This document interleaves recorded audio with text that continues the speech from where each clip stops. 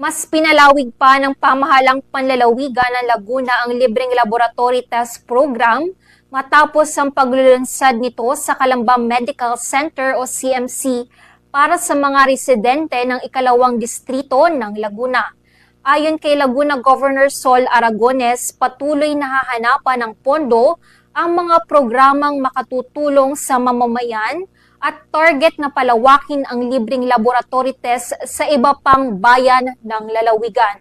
Diin niya hindi magiging hadlang ang kakulangan sa pondo sa pagbibigay ng serbisyong medikal.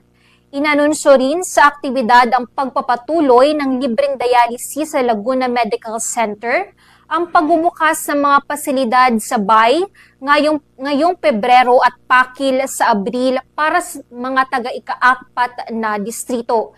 Gayon din ang province-wide na pagpapatupad ng Akay Nigo Botica at ang availability ng Clopidogrel at B-complex bago matapos ang Pebrero. Ayon sa pamahalang panlalawigan, layo ng programa na mapalapit ang dekalidad na serbisyong pangkalusugan sa mga Lagunense.